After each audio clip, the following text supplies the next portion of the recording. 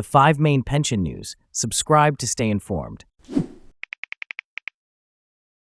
Don't miss this crucial pension deadline. UK households urged to check now and take action. Pension experts are stressing the importance for UK households to review their Department for Work and Pensions (DWP) state pension records and take necessary steps to restart payments if needed.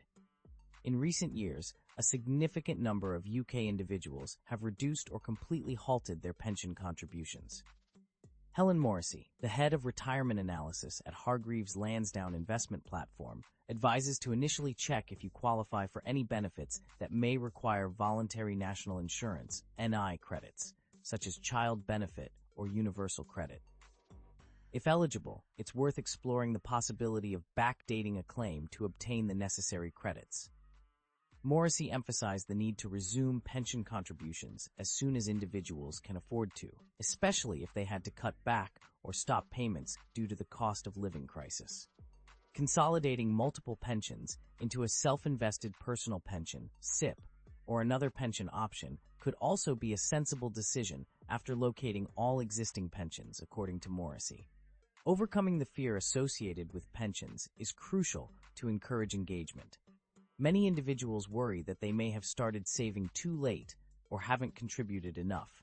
But it's important to remember that any contributions can make a difference. Morrissey additionally encourages making extra payments if feasible, as some employers match employee contributions or even provide additional funds on top. Tracking down old pensions is also advised, rather than avoiding the topic. She recommends regularly reviewing where one's money is invested and promptly dealing with tax returns. Contacting the government's pension tracing service with information about former employers can help obtain contact details for relevant providers. Now we move on to the next important news. The one form that could cost you £122,000 if you don't submit it by January 31st. After the festive season, households in the UK have received a warning that they might be missing out on a significant amount of money in tax relief towards their pensions. It has been revealed that pension savers are losing out on an astounding £122,000 in tax relief simply by failing to complete a crucial form. The importance of filling in a self-assessment tax return by January 31st cannot be stressed enough for higher-rate taxpayers. By doing so, they can benefit from an additional 20% tax relief on their pension contributions. Consider this. If someone contributing £5,000 per year to their private pension fails to claim the tax relief, they could be missing out on £1,250. On the other hand, an individual who invests £10,000 annually could potentially receive an extra £2,500 in tax relief. Alice Guy, the head of pensions and savings at Interactive Investor, highlights the common misconception that people automatically receive all the pension tax relief they are entitled to. However, higher-rate taxpayers need to actively claim this relief. She emphasizes the significance of this opportunity, as neglecting to claim the additional tax relief could result in the loss of thousands of pounds in extra income each year. Guy advises individuals to reinvest their rebate directly back into their pension to further enhance their long-term wealth, particularly if they achieve a 5% investment growth. As an illustration, Guy explains that a higher-rate taxpayer who contributes £10,000 annually to their private pension could increase their pension wealth by up to £122,000 over a span of 20 years by claiming a rebate and reinvesting it, assuming a 5% investment growth is achieved. In cases where individuals do not complete a tax return, writing to HMRC to provide details of private pension contributions made throughout the year is an alternative option. It is important to note that even higher-rate taxpayers who contribute to a relief at source workplace pension scheme need to actively claim the additional tax relief, as it is not automatic. Moreover, individuals can also claim any missing tax relief for the previous 3 tax years, in addition to the current one. Becky O'Connor, the Director of Public Affairs at PensionBee, discusses the concept of marginal gains theory and its relevance to pensions. Even small improvements in pension contributions can have a substantial impact on the overall pot size at retirement, particularly due to the power of compound returns. O'Connor highlights the importance of making these contributions early in one's working life to benefit fully from this principle. All in all, it is evident that failing to take advantage of the tax relief available for pension contributions can lead to significant long-term financial losses. By understanding and actively claiming the relief, individuals have the opportunity to secure a more prosperous retirement, maximizing their pension wealth and benefiting from compound returns. Now, let's move on to the third important news of today's edition. Don't forget to subscribe to the channel to stay updated on the news. The Pensions Ombudsman welcomes new interim chair. Who is he, and what are his plans? On the first day of the new year, a significant change took place in the world of pensions. The position of chair of the Pensions Ombudsman was temporarily left vacant, and a recruitment campaign was set in motion to find a permanent replacement. The announcement was met with a mix of emotions from various stakeholders. Paul Maynard, the Minister for Pensions, expressed his satisfaction in welcoming Anthony Arter CBE as the interim chair of TPO. Maynard highlighted Arter's extensive experience and eagerly anticipated their collaboration. Despite the positive outlook, the loss of Caroline Rooks, the former chair, weighed heavily on everyone's minds. Rooks had tragically passed away, leaving behind a legacy of steady leadership and unwavering dedication. The minister took a moment to acknowledge Rooks' contributions and pay tribute to her remarkable service. Dominic Harris, the Pensions Ombudsman, added to the sentiment, expressing his delight in Anthony Arter's acceptance of the interim role.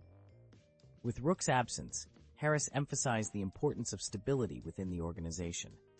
Arter's deep understanding of TPO and his wealth of experience were seen as invaluable assets during this transitional period.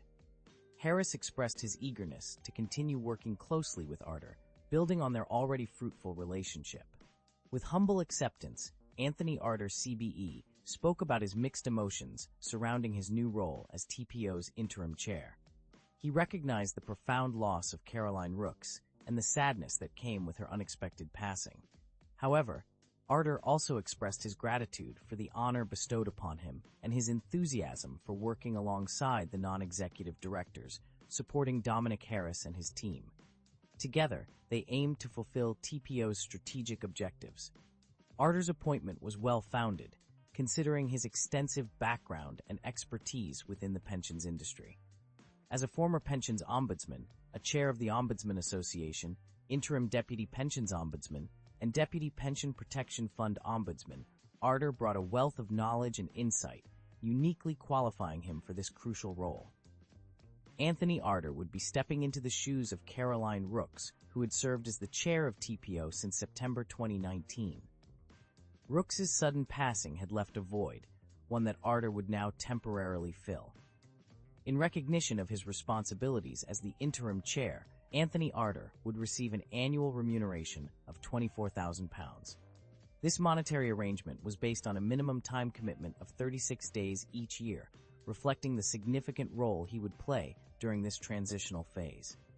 As the curtain rose on this new chapter in TPO's history, all eyes were on Anthony Arter, hopeful for stability, progress, and continued dedication to serving the pension community.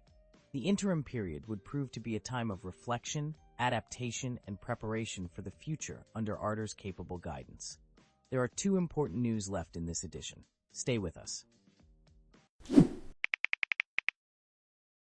Aptia, the new giant in the UK pensions market. Aptia, a new company specializing in pension, health, and benefits administration, has officially launched its services. With a client base of 100 globally and a reach of over 7 million individuals, Aptia aims to provide comprehensive administration support in the areas of health and wealth management. The company was established through the acquisition of Mercer's UK Pension Administration and U.S. Health and Benefits Administration segments by Bain Capital Insurance, along with support from Bala Viswanathan, founder and group CEO, and Dominic Burke, founder and group chairman. Aptia brings together the largest pensions administrator in the UK and a trusted health and benefits administration platform in the U.S., positioning itself as a leading business in terms of scale, resources, technical expertise, solutions, and insurer relationships. This strategic move involves over 3,500 employees across the UK, US, India, and Portugal, specializing in the skills and technology necessary to effectively manage health and wealth administration for employees, members, and policyholders. Heading Aptia is a highly experienced management team led by Viswanathan and Burke. To further strengthen the company, Aptia has made key senior appointments in the financial services, operations, and technology fields. Among these are Mike Methley as Group President and Chief Administration Officer, Chris Rayner as Group Chief Financial Officer, Imran Ali as Group Chief Information Officer, Melissa Hetherington as Group General Counsel and Company Secretary, R.K. Rangan as the Chairman and President of India, and Rupa Abraham Kochar as Chief People Officer. Viswanathan expresses enthusiasm about Aptia's launch, highlighting its global reach, dedicated client service, and technological advancements. The company is driven by the goal of delivering innovative solutions and valuable insights to its clients and their employees, members, and policyholders. Burke emphasizes Aptia's ability to navigate the complexities of efficient pensions and benefit administration, building on the expertise and established platforms of the team. He also stresses the company's commitment to investing in its people and technology to ensure future success. The transaction to establish Aptia was initially announced in June 2023. Bain Capital Insurance has invested in the company, supporting its mission to become a leading platform that utilizes advanced technology and specialized expertise to provide high-quality and reliable services to clients worldwide. We move on to the last news of this edition. How a simple mistake cost me 12 pounds in taxes on my BAE Systems pension. Once upon a time, in a small town in Wiltshire, there lived an 81-year-old retired software boss named Richard Woodward. Known as George to his friends and family, he lived a quiet life, enjoying the peacefulness of his retirement. Little did he know that his tranquil days were about to be disrupted by a series of unfortunate events involving the bungled handover of BAE Systems' pension scheme to a new administrator. It all started last summer when the pension scheme transitioned from Equiniti to Mercer. As part of this change, HMRC, the tax authority, received 2 payroll runs in August. However, a mistake occurred, leading HMRC to believe that George and many other BAE pensioners had received double their pension payments that month. In reality, they had only received their usual payments. Unbeknownst to George, HMRC assumed that this non-existent increase in pension was permanent. This led them to conclude that he owed an additional £12,000 in taxes. Without proper communication or clarification, HMRC changed his tax code and began making monthly deductions from his pension payments in December, totaling around £1,370. Frustrated by the situation, George took matters into his own hands and tried to contact HMRC to rectify the mistake. However, he found himself going round in circles on their website, facing dead ends and confusion. The new online system, touted as a digital solution, proved to be anything but functional. George felt helpless as he attempted to navigate through the complexities of the tax system. To make matters worse, both Mercer and BAE Pensions, the entities responsible for overseeing the pension scheme, washed their hands of the issue. They directed pensioners like George to contact HMRC about their tax codes, assuming that everyone possessed the necessary digital literacy and tax knowledge to resolve the problem independently. George felt abandoned by the institutions that should have supported him during this trying time. In an attempt to seek resolution, George wrote a letter of complaint to HMRC, expressing his frustrations with their inaccessible digital system and the lack of assistance from Mercer and BAE Pensions.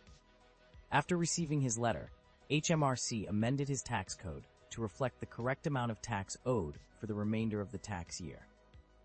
Additionally, they assured George that any overpaid tax would be refunded at the end of the year. However, this was only a small victory amidst a larger battle. George's concerns extended beyond his personal situation. He believed that the entire pensioner community affected by the bungled handover deserved better treatment and support. No one should have to endure the arduous process of trying to rectify a mistake that was not their fault. BAE Systems Pensions eventually acknowledged the administrative issue and pledged to work with Mercer and HMRC to find a scheme-wide resolution. They anticipated that the updated tax codes would be applied to pensioners' next payments at the end of January or beginning of February. The hope was that any overpaid tax would be reimbursed, finally providing relief to those affected. The tale of George's struggle with the pension scheme mishap is a stark reminder of the importance of clear communication and efficient problem-solving. It shed light on the shortcomings of HMRC's digital system, leaving pensioners like George feeling stranded and frustrated. It also revealed the need for institutions like Mercer and BAE Pensions to take full responsibility for the well-being of their pensioners, rather than passing the burden onto them. As the storm of confusion and inconvenience raged on, George and his fellow pensioners held on to the hope that their voices would be heard and their concerns addressed. It was a battle not just for an individual, but for the collective, and the outcome would shape the way pension schemes were managed and administered in the future. The conclusion of this story remains uncertain, but the determination and resilience of George and his comrades continue to drive them forward, seeking the justice and support they rightfully deserve. Thank you for watching. Don't forget to subscribe to the channel to stay updated on the important news.